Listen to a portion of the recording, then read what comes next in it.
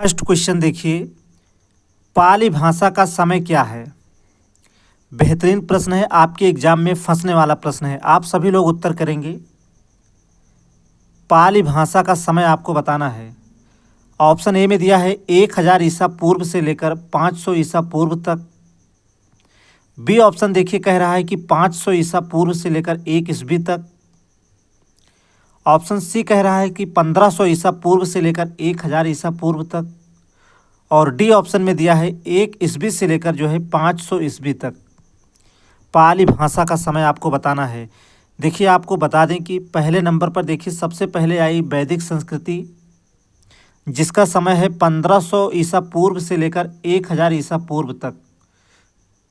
चलिए, सबसे पहले आई वैदिक संस्कृति और उसके बाद देखिए लौकिक संस्कृति आई।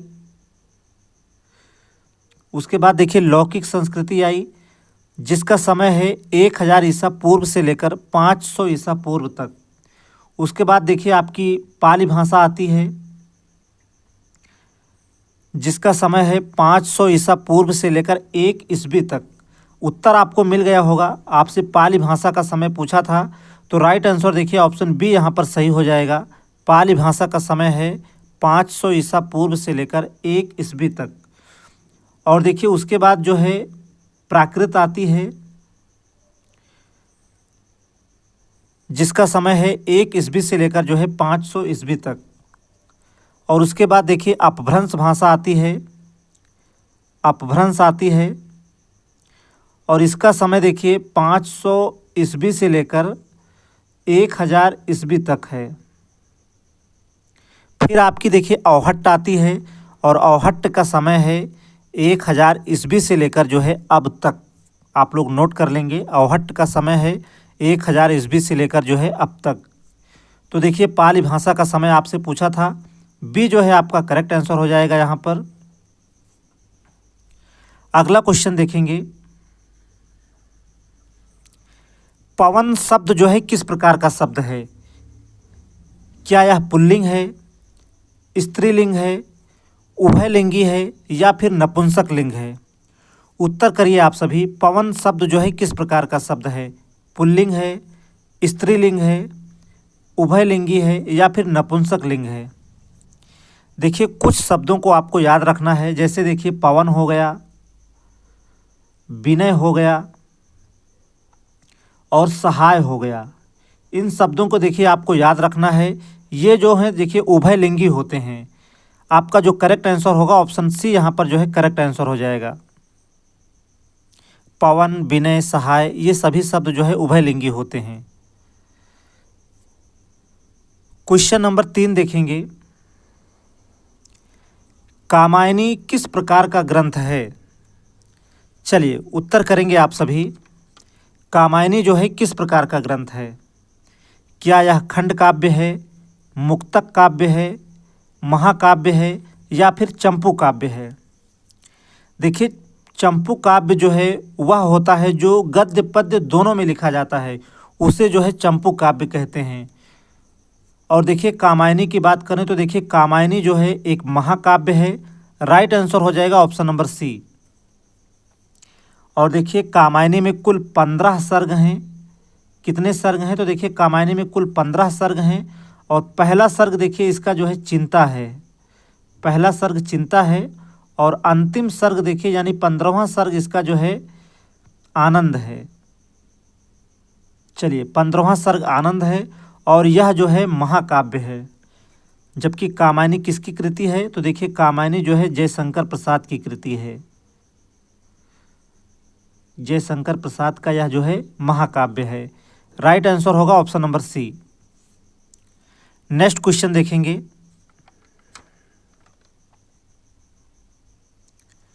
वह गया था किस प्रकार का वाक्य है। वह गया था किस प्रकार का वाक्य है। 4 ऑप्शन आपके सामने हैं। पूर्ण भूतकाल, सामान्य भूतकाल, संदिग्ध भूतकाल या फिर अपूर्ण भूतकाल।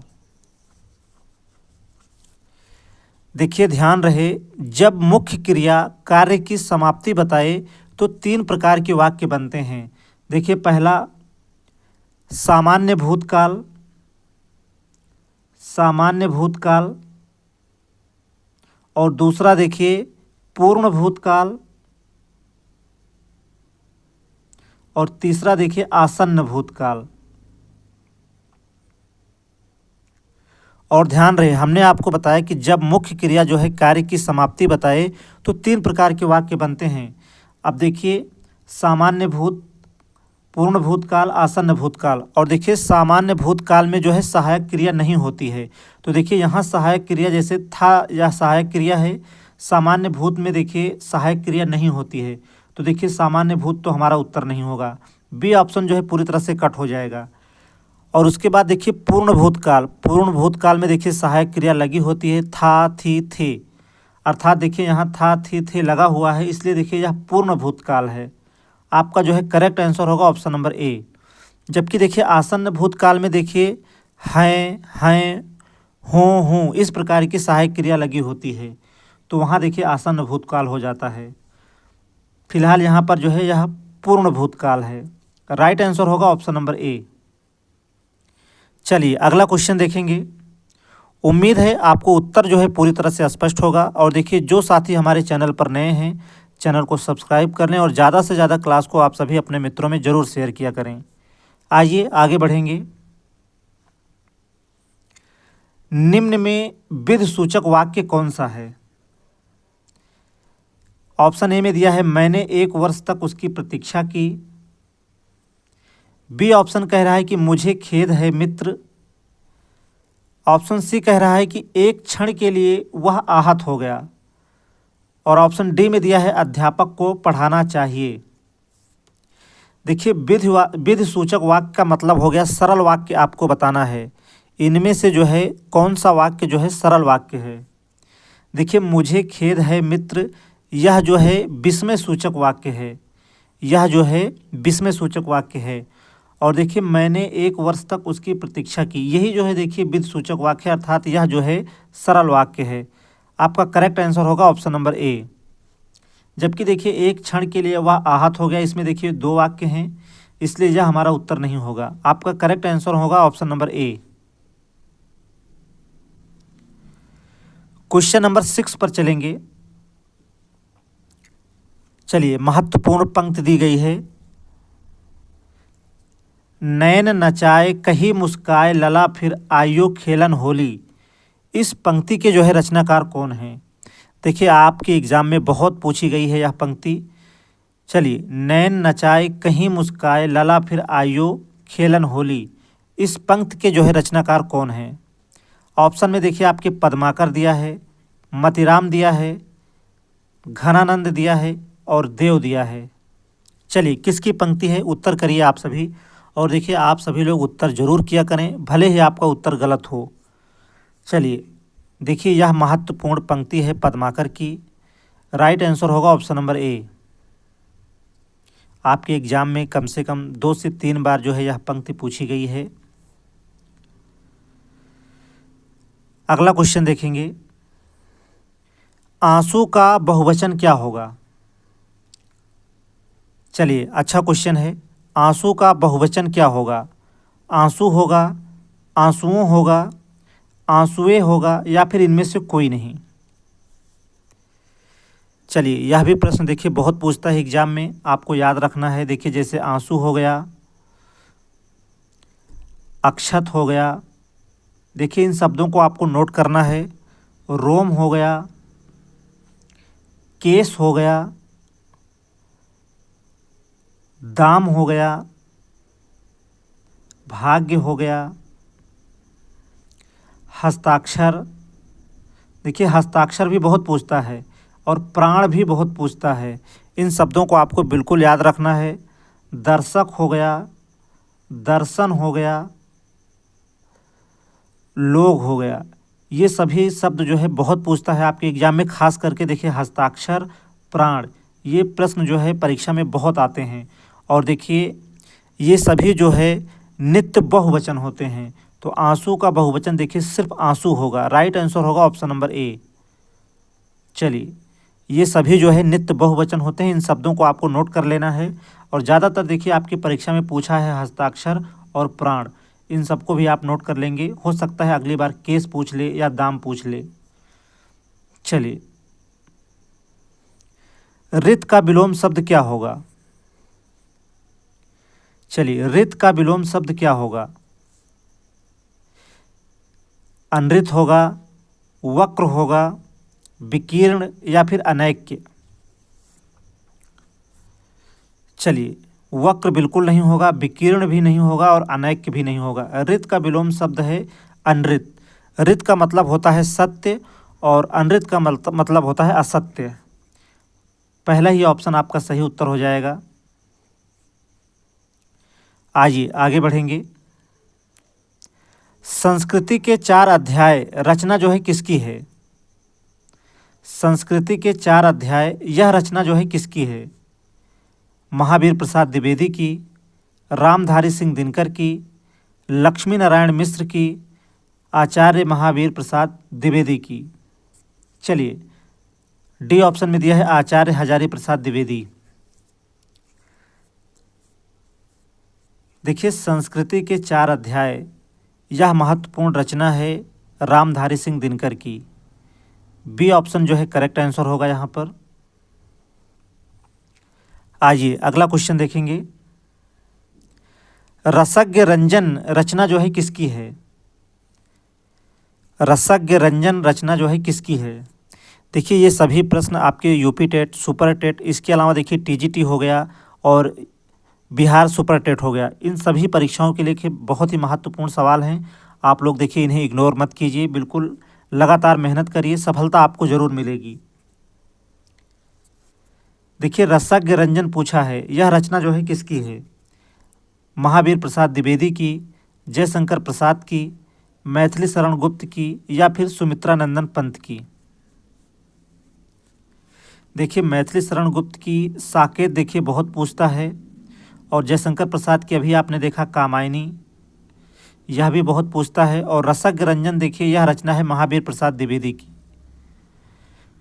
ये जो है आपका करेक्ट आंसर हो जाएगा। क्वेश्चन नंबर 11 देखेंगे।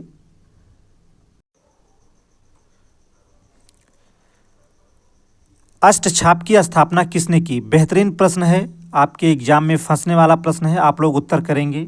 यहाँ से प्रश्न आपके एग्जाम में निश्चित रूप से पूछेगा। देखिए, आपके परीक्षा में प्रश्न पूछा भी है कि कौन जो है अष्टछाप का कवि नहीं है, तो देखिए वहाँ नाभादास ऑप्शन में दिया रहता है, तो देखिए नाभादास ऑप्शन में है। तो देखिए अष्टछाप की स्थापना किसने की? तो देखिए नाभादास तो आपका उत्तर बिल्कुल नहीं होगा। अब आपके सामने देखिए वल्लभाचार्य है, विट्ठलनाथ है और सूरदास है। आपको बताना है कि अष्टछाप की स्थापना किसने की। देखिए, अष्टछाप की स्थापना जो है वल्लभाचार्य के पुत्र गोस्वामी विट्ठलनाथ ने सन 1565 ईस्वी में की थी। किसने की थी? तो विट्ठलनाथ ने की थी। और कब किया था? 1565 ईस्वी में। चलिए, 1565 ईस्वी में। और देखिए, जिसमें 4 वल्लभाचार्य के शिष्य थे और 4 जो है विट्ठलनाथ के शिष्य थे।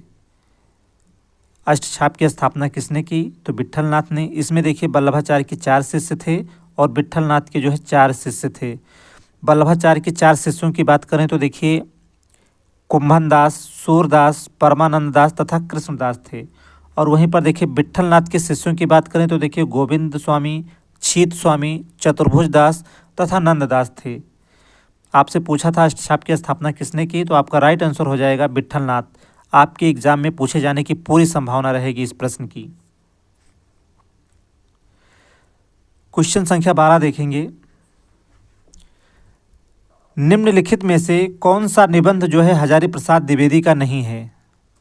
चलिए, अच्छा क्वेश्चन है, आपको उत्तर करना है कि कौन सा निबंध है जो कि हजारी प्रसाद द्विवेदी का नहीं है। अशोक के फूल, कुटज, विचार प्रवाह, वृत्ति और विकास। देखिए, अशोक के फूल, कुटज, विचार प्रवाह, ये सभी निबंध है हजारी प्रसाद द्विवेदी का। हजारी प्रसाद द्विवेदी का। जबकि देखिए वृत्ति और विकास यह रचना है शांत प्रिय द्विवेदी का। और देखिए वृत्ति और विकास यह जो है निबंध है किसका है? तो शांत प्रिय द्विवेदी का है। नोट कर लेंगे आप लोग, शांत प्रिय द्विवेदी का। चलिए, बाकी अशोक के फूल हो गया, कुटज, विचार प्रवाह, यह सभी निबंध कौन है, किसका है, तो हजारी प्रसाद द्विवेदी का। चलिए, डी आंसर जो है आपका राइट हो जाएगा यहाँ पर। अगले सवाल पर आगे बढ़ेंगे।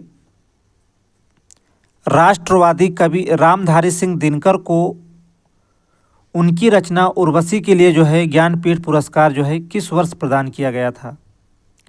चलिए, बहुत ही महत्वपूर्ण प्रश्न। राष्ट्रवादी कवि रामधारी सिंह दिनकर को जो है उर्वशी के लिए ज्ञानपीठ पुरस्कार किस वर्ष प्रदान किया गया था। 1971 में, 1972 में, 1973 में या फिर 1974 में। तो देखिए, रामधारी सिंह दिनकर को उनकी रचना उर्वशी के लिए ज्ञानपीठ पुरस्कार मिला था 1972 में। बी जो है आपका करेक्ट आंसर हो जाएगा। जबकि हिंदी भाषा का प्रथम ज्ञानपीठ पुरस्कार जो है सुमित्रा नंदन पंत को देखिए 1968 में मिला था। किसे, तो सुमित्रा नंदन पंत को, सुमित्रा नंदन पंत को मिला था 1968 में उनकी रचना चिदंबरा के लिए। उसके बाद देखिए 1978 में अज्ञेय को जो है ज्ञानपीठ पुरस्कार मिला उनकी रचना कितनी नावों में कितनी बार के लिए। और उसके बाद देखिए 1982 में जो है ज्ञानपीठ पुरस्कार दिया गया महादेवी वर्मा को, महादेवी वर्मा को उनकी रचना जो है यामा के लिए। देखिए 1982 में ज्ञानपीठ पुरस्कार मिला था महादेवी वर्मा को। यहाँ आपसे रामधारी सिंह दिनकर की रचना उर्वशी के लिए उनको ज्ञानपीठ पुरस्कार कब दिया गया पूछ रहा था, तो आपका उत्तर हो जाएगा 1972 में। चलिए, बी जो है राइट आंसर होगा।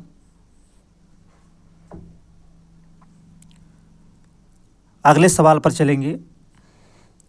शहद शब्द जो है कैसा है। चलिए, शहद शब्द जो है किस प्रकार का शब्द है, तत्सम है, तद्भव है, देशज है या फिर आगत है। तो देखिए, महत्वपूर्ण क्वेश्चन है। शहद शब्द जो है किस प्रकार का शब्द है, तो यह जो है आगत शब्द है। डी जो है इसका करेक्ट आंसर होगा यहाँ पर। नेक्स्ट क्वेश्चन पर चलेंगे। एक बार कही बात को दोहराते रहना वाक्यांश के लिए एक शब्द क्या होगा। चलिए, एक बार कही बात को दोहराते रहना वाक्यांश के लिए एक शब्द क्या होगा। आगार, प्राक्कथन, पृष्ठपेषण या फिर प्रस्तावना। देखिए, प्राक्कथन को भूमिका कहते हैं, जबकि प्रस्तावना, देखिए प्रस्तावना जो है किसी शीर्षक का प्रथम चरण होता है। और देखिए यहाँ पूछा है कि एक बार कही बात को दोहराते रहना, इसके लिए एक शब्द क्या होगा, तो आपका इसका देखिए सही उत्तर हो जाएगा पृष्ठपेषण होता है यहाँ पर। सी जो है आपका राइट आंसर होगा यहाँ पर। चलिए, 15 महत्वपूर्ण क्वेश्चन थे। सेशन कैसा रहा आप लोग कमेंट में ज़रूर बताएं। और देखिए, सेशन यदि आपको पसंद आया तो अपने मित्रों में भी देखिए क्लास को शेयर करें। और जिन साथियों ने चैनल को अभी तक सब्सक्राइब नहीं किया है, आप सभी चैनल को सब्सक्राइब अवश्य कर लें। आज के लिए सिर्फ इतना ही। मिलते हैं फिर किसी और प्रैक्टिस के साथ। तब तक के लिए नमस्कार।